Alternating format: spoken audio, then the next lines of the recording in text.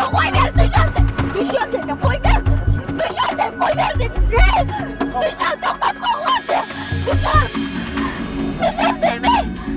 foi ver colônia, deixa-te, foi ver deixa-te, foi ver. Из-за блокировки платформы полная серия доступна по ссылке в первом комментарии. J'ai porté Freddy et son poids supplémentaire n'a pas aidé à mon état de veille. Au loin, je pouvais voir Lucien et Rebecca se déplacer rapidement. J'ai appelé pour qu'ils ralentissent. Oh, allez, vous les tortues. J'ai 65 ans et je suis meilleure que vous deux. Dépêchez-vous. Comme je l'ai mentionné peut-être avant, nous rions pas souvent. Dépêche-toi, tu vas rater la meilleure partie. Quoi, je ne t'entends pas? S'il te plaît, ralentis. À ce stade, Jack et Rebecca semblaient avoir disparu. La neige s'aggravait et il semblait que la tempête de neige annoncée allait nous frapper. Tout autour de nous n'était que blanc. Freddy a commencé à pleurer et je m'inquiétais de plus en plus. Le vent froid hurlait à travers la forêt apparemment vide, soufflant de la neige dans mes yeux et me piquant la peau. Je tenais mon fils étroitement contre ma poitrine, essayant de le protéger du froid mordant. Alors que nous nous frayions un chemin à travers la neige, jusqu'aux genoux, à la recherche de tout signe d'aide, des heures s'étaient écoulées depuis que Jack et Rebecca nous avaient laissés abandonnés au milieu de nulle part, à des milles de la ville ou du prochain abri. Wax attira contre elle et mon mari, mais plus que ça, j'avais peur pour la sécurité de mon fils. Maman, il fait si froid. Je veux rentrer à la maison. Je sais, mon bébé. Je suis désolée pour tout ça. Je te promets que je vais trouver de l'aide pour nous, d'accord? Ne t'inquiète pas une seule seconde. Alors que nous trébuchions à travers les congères, je pouvais sentir mon corps s'affaiblir de minute en minute. Je savais que nous ne pouvions pas survivre dehors pendant longtemps, et trouver un abri était la priorité numéro 1. Mais juste au moment où je pensais que tout espoir était perdu, une lumière faible est apparue dans le lointain. Nous avons trébuché vers elle à moitié aveugle et à moitié gelé, jusqu'à ce que nous atteignions enfin la petite cabane aperçue auparavant, avec ses bouffées de fumée qui s'élevaient toujours dans le vent rude, nichée dans une clairière. Avec les quelques forces qui me restaient, j'ai frappé à la porte aussi fort que possible et je me suis effondré dessus. Maintenant, qui pourrait Oh, Harold, apportez de l'eau bouillante et des couverts tout de suite. Un couple âgé et gentil nous a accueillis. Ils étaient si aimables de nous permettre d'enlever nos vêtements gelés, de nous baigner dans l'eau qu'ils ont tirée pour nous et de nous asseoir près du feu avec une nouvelle paire de vêtements et leur offrant une soupe chaude et des couvertures pour nous envelopper. Nous nous sommes blottis ensemble dans la chaleur. Mes sentiments de colère et de frustration ont commencé à bouillir. Comment ont-ils pu faire ça? J'espère qu'ils viennent dehors. Il y a plus de gens dehors? Nous devons aller les chercher. Non, ne te dérange pas, c'est ma belle-mère et mon mari inutiles. Ils nous ont laissés là pour geler. Tu dis un mensonge. Pourquoi ferais-tu une chose aussi horrible? Je savais que Becky était toujours comme ça, mais Lucia... Pas moyen qu'il nous ferait ça. Attends une seconde. Becky? Ce nom me dit quelque chose. Est-ce la dame avec une fine silhouette, les lèvres pincées et sérieuses tout le temps? Porte-t-elle des lunettes pourpres et une taupe sur sa lèvre spéa? La même. Comment la connaissez-vous?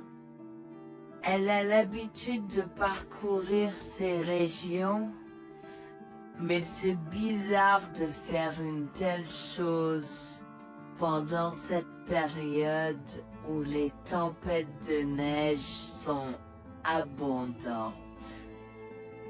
En fait, je ne l'ai jamais vue dans ces parages pendant cette période de l'année.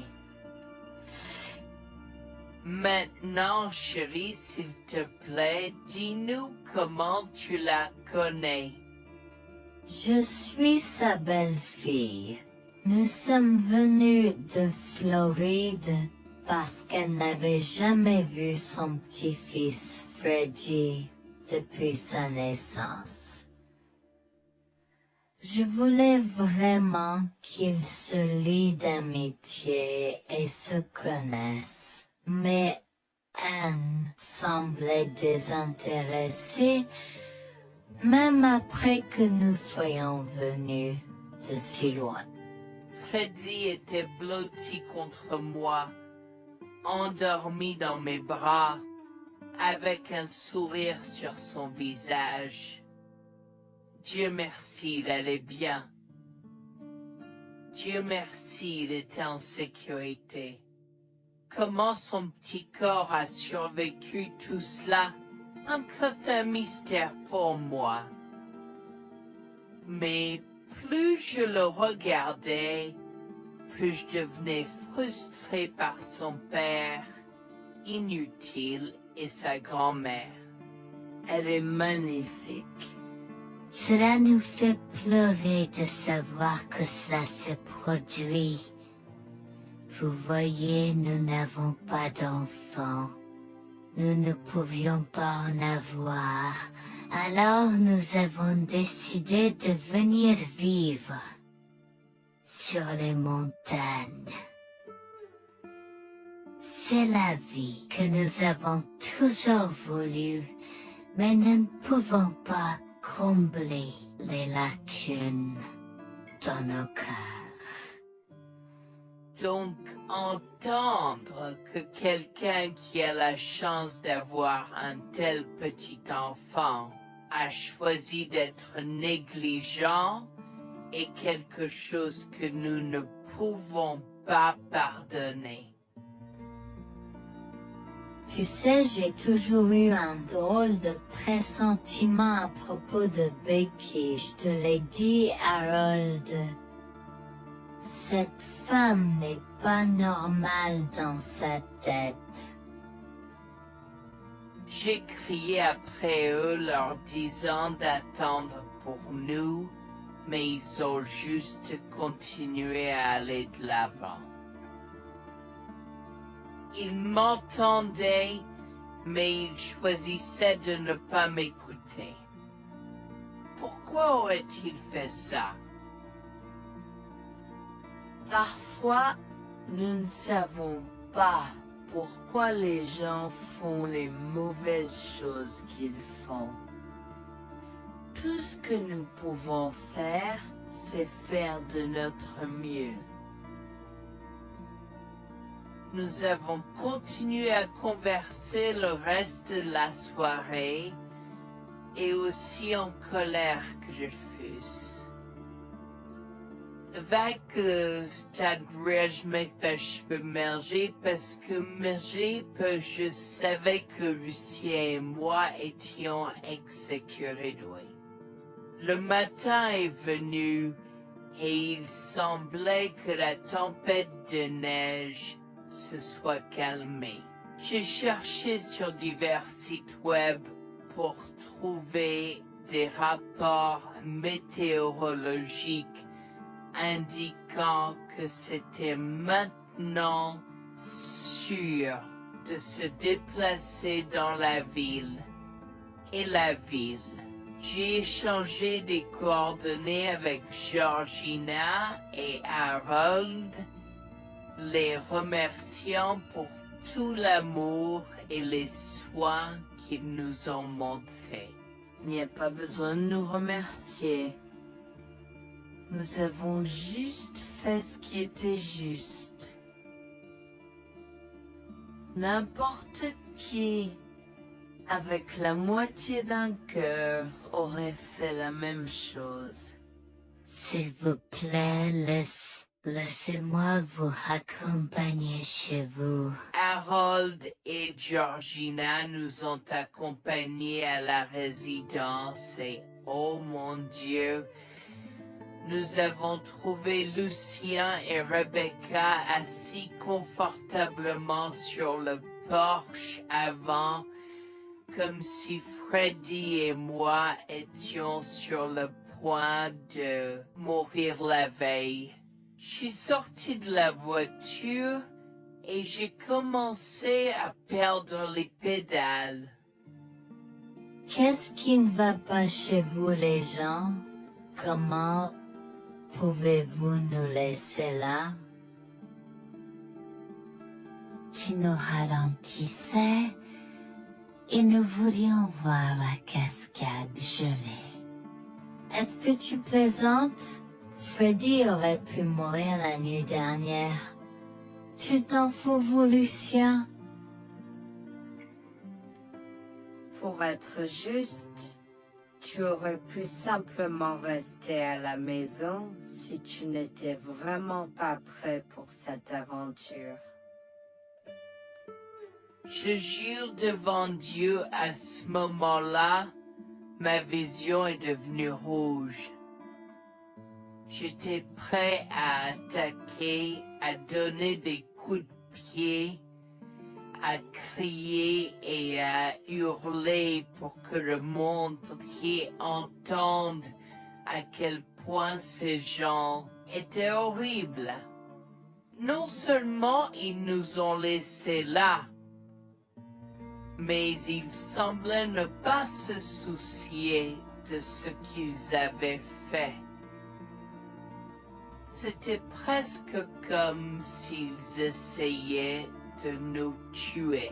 Avant que je ne puisse lancer une série d'actions et de mots qui ne pourraient pas être repris, Harold m'a retenu, me disant de me calmer, car Freddy était toujours dans la voiture avec Georgina.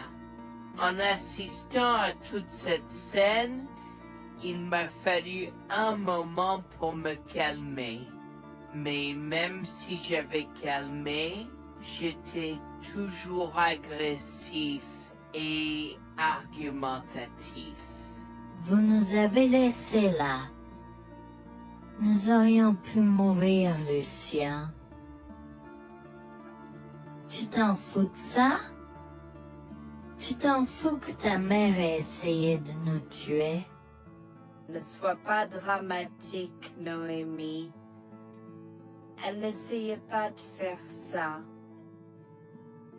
Regarde la raison pour laquelle nous ne sommes pas revenus te chercher, parce que nous savions que tu trouverais de l'aide et un abri. Je veux dire, tu as toi-même indiqué cette cabane, n'est-ce pas? Il semble que tu aies obtenu l'aide dont tu avais besoin. Pas grâce à toi ou à ta mère.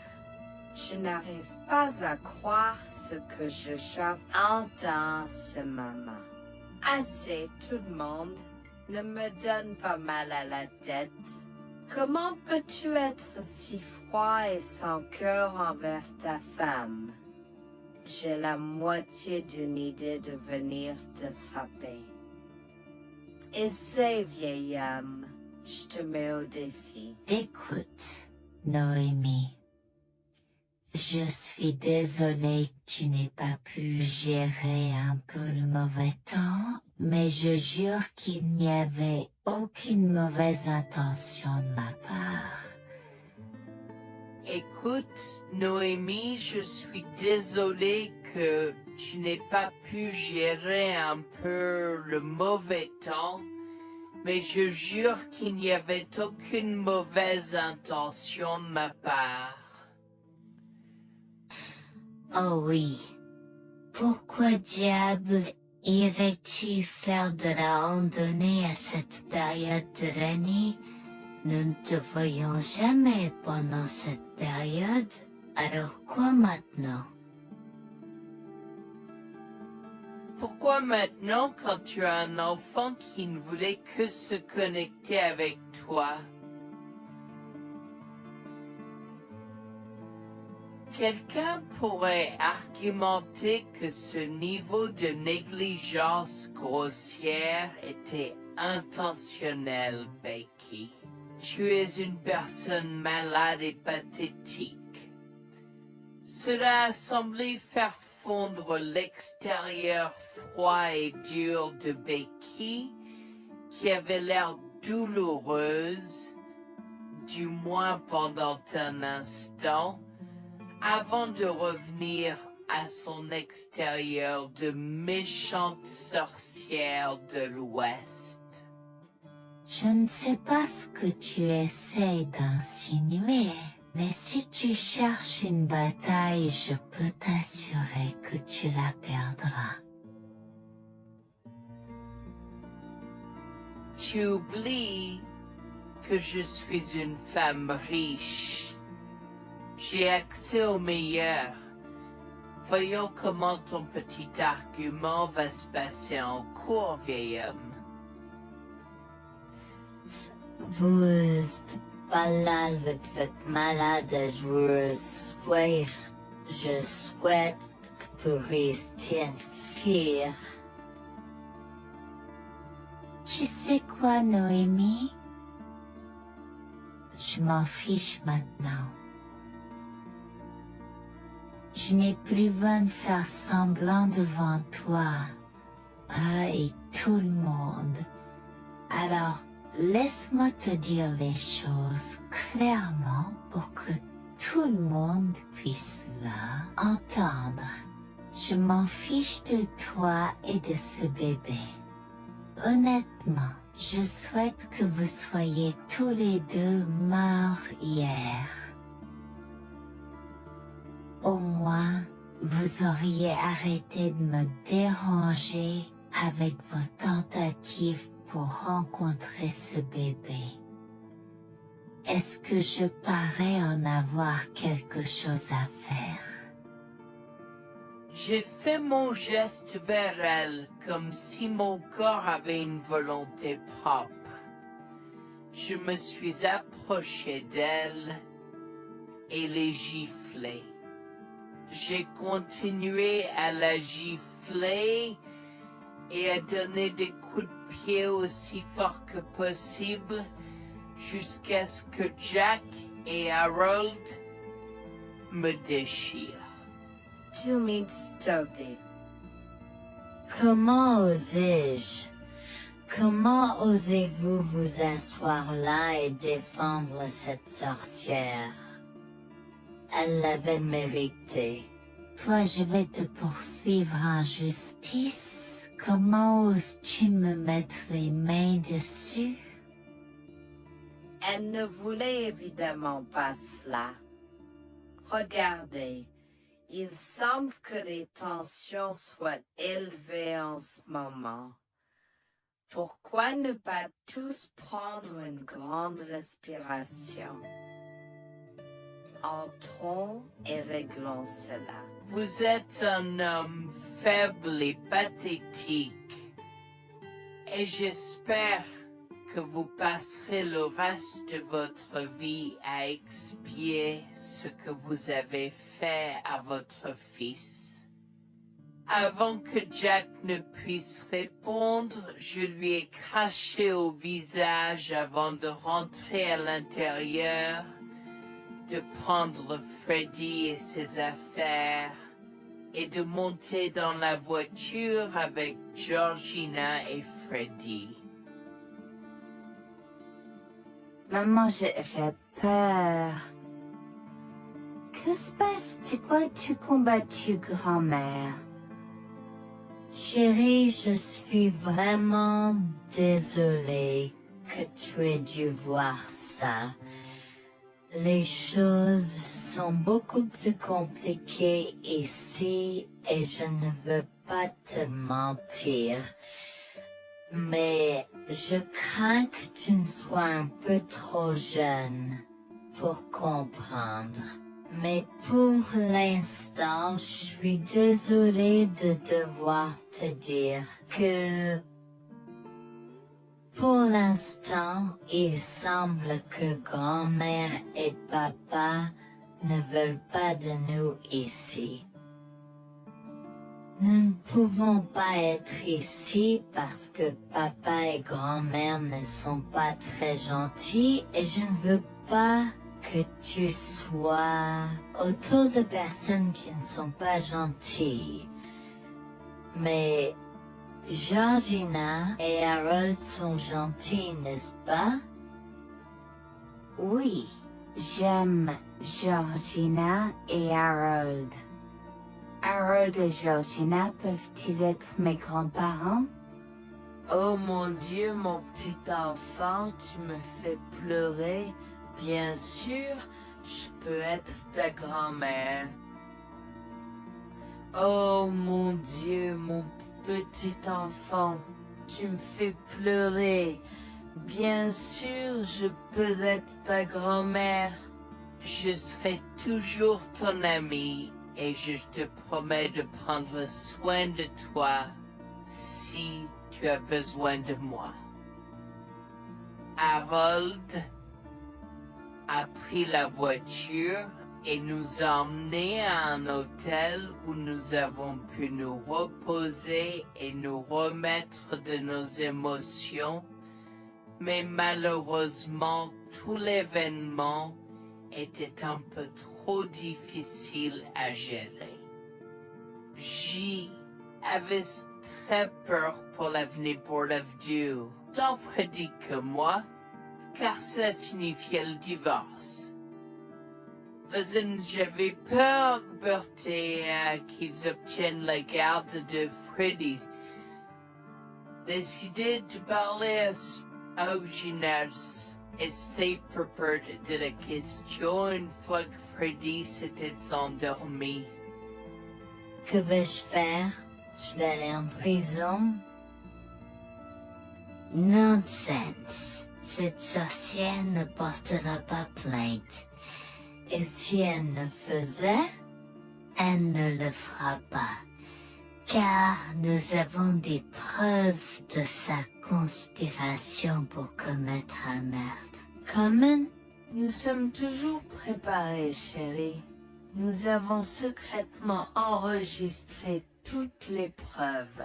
Maintenant, vous pouvez emporter cet enregistrement avec vous et l'utiliser contre votre mari et belle-mère au tribunal.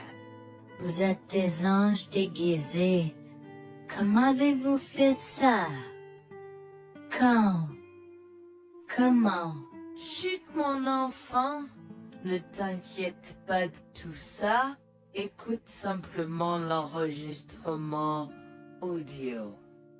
Nous avons écouté et effectivement toutes les preuves avaient été enregistrées, y compris la partie où j'ai attaqué physiquement sa mère.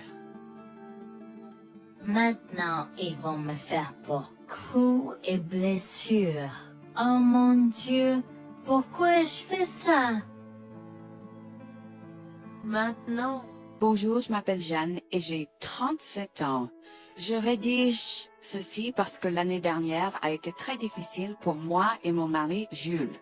Nous avons beaucoup progressé depuis cet incident et je veux juste partager cette histoire pour aider quiconque pourrait se trouver dans une position similaire. Laissez-moi d'abord vous raconter comment j'ai rencontré mon mari, adorable. Tout a commencé de la manière la plus inattendue, dans un hôpital. Jules et moi nous sommes retrouvés à passer une longue nuit devant la salle d'urgence remplie d'inquiétude et incapables de partir. Jules était là parce que sa sœur avait eu un grave accident de voiture alors que ma mère a souffert d'une crise cardiaque. Dans cet espace partagé d'inquiétude et d'incertitude, nous avons trouvé du réconfort dans la présence de l'autre. Nous avons parlé facilement, découvrant un terrain d'entente et une compréhension réelle. Comme nous avons réalisé que cela prendrait un certain temps avant d'avoir des nouvelles des médecins, nous avons décidé de faire une pause et de prendre un café au café de l'hôpital. Nous ne savions pas que ces rencontres fortuites allaient changer nos vies à jamais. Au fur et à mesure que la nuit se transformait en aube, nous avons échangé des numéros avant de nous séparer à contre-séance. Pendant que la condition de ma mère se stabilisait et qu'elle commençait sa convalescence, la sœur de Jules faisait face à un voyage plus difficile. L'accident l'avait laissée avec de graves lésions de la moelle épinière et des blessures cérébrales, et elle était paralysée de la taille aux pieds. Jules était dévasté, partagé entre le soulagement qu'elle ait survécu et la tristesse face aux défis qu'elle allait maintenant affronter. Au cours des mois suivants, Jules et moi sommes restés en contact, nous nous soutenons émotionnellement pendant les convalescences de nos proches. Nos conversations ont progressivement changé, nous permettant de partager nos espoirs, nos rêves et nos peurs. Dans l'un de ces échanges sincères, Jules a eu le courage de m'inviter à prendre un café, un rappel significatif de l'endroit où notre connexion avait d'abord fleuri. Notre amour a grandi rapidement, alimenté par la fondation que nous avons construite pendant nos moments les plus sombres. Welfare vers la réalité de l'autre et avons avoir Cela n'a pas pris longtemps pour que nous réalisions que nous avions trouvé quelque chose de vraiment spécial. Après 2 ans de fréquentation, Jules m'a demandé en mariage. Avec une joie débordante, j'ai dit oui avec enthousiasme. Notre mariage était une petite et intime célébration, honorant l'amour qui est né de nos épreuves partagées. À ce moment-là, la sœur de Jules avait besoin de soins spécialisés, et il, étant le membre de la famille le plus proche, a pris la responsabilité. Cependant, il avait également besoin d'un travail temps plein pour gérer les factures qui s'accumulaient. Inquiète qu'il soit accablé, Jules a travaillé sans relâche pour subvenir aux besoins de sa sœur et de notre avenir ensemble. Un jour, je l'ai assis et l'ai rassuré en lui disant que nous étions une équipe faisant le défi de la vie ensemble. Chérie, j'ai besoin de te parler de quelque chose d'important. S'il te plaît, prends place. De quoi s'agit-il? Tu as l'air sérieuse, tout va bien? D'une certaine manière, non. Je t'ai vu lutter pendant un certain temps maintenant. Tu sais que tu peux me demander de l'aide, n'est-ce pas? Bien sûr que je le sais. Je ne veux juste pas t'imposer mes problèmes, tu sais. Mon chéri, nous sommes une équipe. Je veux que tu te souviennes toujours de ça. Nous faisons face aux défis de la vie ensemble et il n'y a rien d'individuel dans notre relation, seulement la nôtre. Je veux te soutenir, toi et ta sœur, de toutes les manières possibles. Cela signifie beaucoup pour moi, bébé. Tu as été incroyable tout au long de tout cela. Je ne sais pas ce que je ferais sans toi. C'est exactement pourquoi je voulais en parler. J'ai réfléchi à la prise en charge d'Abby et à l'impact que cela a sur ton travail. Et si nous envisageons de la placer dans une maison de retraite? Et avant que tu ne poses la question, je connais une bonne où ma grand-mère était vraiment heureuse. Elle a même préféré cela à vivre à la cimetière. Je ne sais pas, je veux dire, c'est une décision importante et risquée à prendre. Je comprends, mais réfléchis grec. Cela permettrait de te trouver un meilleur emploi payant pour que nous puissions nous assurer qu'Abby reçoit les soins qu'elle mérite.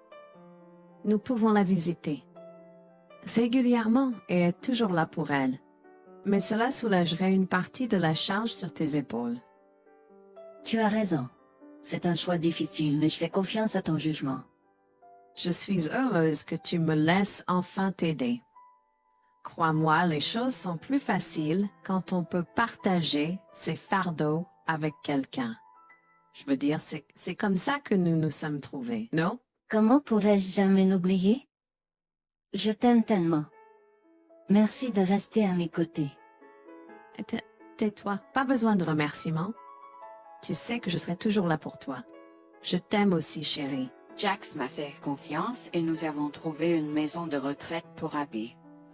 Au cours des prochains mois, Jax a trouvé un travail mieux rémunéré et a rendu visite à sa sœur tous les jours. Le rétablissement d'Abby a progressé de manière surprenante bien qu'elle soit paralysée. Elle a commencé à se déplacer dans la maison de retraite dans son fauteuil roulant, déterminée à explorer.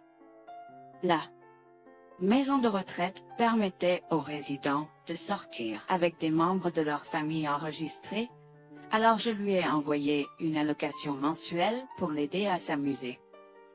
La mère de Jax, Grégoire, a entendu parler de son dévouement au bien-être d'Abby et des efforts qu'il a déployés pour s'occuper d'elle. Grégoire est venu à notre domicile, les larmes aux yeux, pour exprimer à quel point il était fier de son fils. Mère, pourquoi pleures-tu? Qu'est-ce qui ne va pas? Je veux juste que tu saches à quel point je suis fier de toi, Jules. Tu as montré une telle force et compassion en prenant soin d'Abby. Je ne pourrais pas être plus fier d'avoir élevé un fils aussi merveilleux. Eh bien, merci, mère. Je fais juste ce que je peux pour Abby. C'est pas facile, mais je l'aime et je veux m'assurer qu'elle va bien. Tu as fait plus que suffisamment, mon chéri. Je ne veux pas que tu portes ce fardeau seul. Je veux prendre le relais et rendre visite à Abby plus fréquemment. Tu dois te concentrer sur ton travail et ta propre vie. Abby sera bien prise en charge. Fais-moi confiance. Eh bien, ce n'est pas comme si je l'avais fait seule.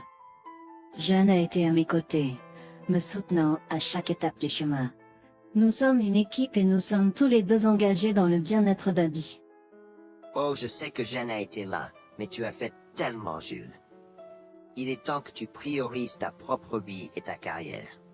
Abby sera entre de bonnes mains. Fais-moi confiance. D'accord, mère, si tu es sûre de toi, alors j'accepterai.